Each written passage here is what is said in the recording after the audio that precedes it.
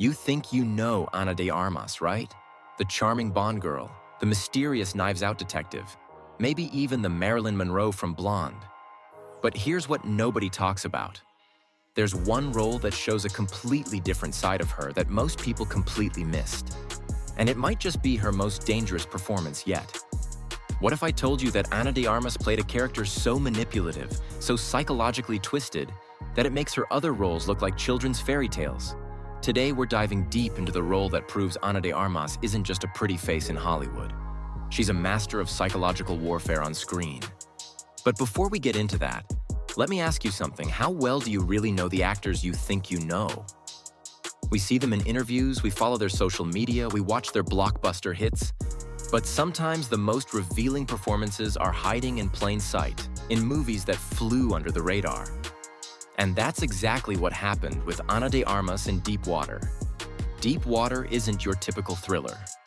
Released in 2022, this psychological drama starring Ana de Armas alongside Ben Affleck was based on Patricia Highsmith's novel. You know, the same author who gave us The Talented Mr. Ripley. And just like Highsmith's other works, this isn't a story about good versus evil. It's about the gray areas of human nature, the places where love and hatred intertwine so closely you can't tell them apart. Here's where things get interesting. While everyone was focusing on Ben Affleck's character Vic, a wealthy man who openly tells people he's killed his wife's lovers, the real puppet master was hiding in plain sight. Ana de Armas plays Melinda, and she's not just unfaithful. She's a master manipulator who weaponizes her beauty, her sexuality, and her apparent vulnerability to control everyone around her. Think about it. In most movies, we'd see Melinda as the victim. She's married to a man who threatens to kill her boyfriends. She seems trapped. She appears to be looking for love and connection. But here's the twist that most viewers completely missed. Melinda isn't a victim. She's the architect of everything that happens. Let's break this down. Throughout the film, Melinda doesn't just have affairs, she flaunts them. She brings her lovers to social gatherings where her husband will see them. She introduces them to their friends. She makes sure everyone knows exactly what she's doing. Now, why would someone do that? Is she just reckless? Is she stupid?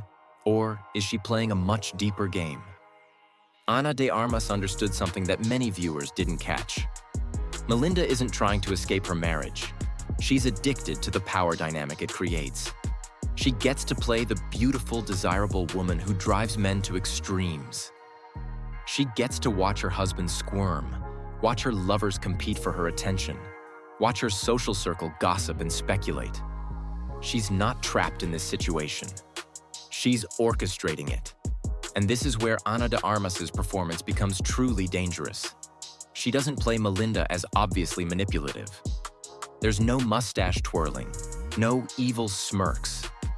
Instead, she gives us a character who seems almost innocent in her desires. When she's with her lovers, she appears genuinely affectionate. When she's confronted by her husband, she seems genuinely hurt. But underneath it all, there's a calculating intelligence that's always 3 steps ahead. Watch her scenes carefully, and you'll notice something fascinating. Melinda never actually lies outright. She just withholds information and lets other people fill in the blanks. She never directly threatens anyone. She just creates situations where threats become inevitable. She never forces anyone to do anything. She just presents choices that lead exactly where she wants them to go. This is psychological manipulation at its finest, and Ana de Armas pulls it off so subtly that most viewers walked away thinking Melinda was just a cheating wife caught in a bad marriage. They miss the fact that she's actually the most dangerous person in the entire film. But here's what makes this performance even more impressive. Ana de Armas had to make this character sympathetic despite her actions. Because here's the thing about really good manipulation. It doesn't feel like manipulation when it's happening to you. Melinda's lovers don't feel manipulated. They feel chosen, special, desired. Her husband doesn't feel manipulated. He feels jealous, angry, protective. Even the audience doesn't feel manipulated. We feel like we're watching a woman trying to find happiness in a difficult situation. And that's exactly what makes this role so dangerous. Ana de Armas created a character who could manipulate not just the other characters in the film, but the audience watching it. She made us complicit in Melinda's games without us even realizing it. Let's talk about the technical aspects of this performance for a moment. Ana de Armas uses micro-expressions that tell a completely different story than her words. There are moments when she's speaking to her husband where her eyes show a flash of satisfaction, quickly covered by apparent concern. There are scenes with her lovers where her touch seems affectionate, but her timing suggests calculation rather than passion. She also uses silence as a weapon.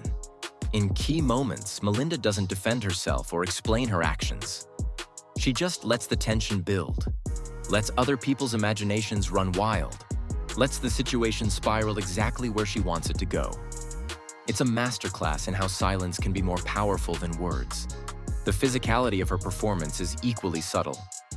Melinda moves through the world like someone who knows she's being watched, who understands the power of her presence. But Ana de Armas doesn't make it obvious.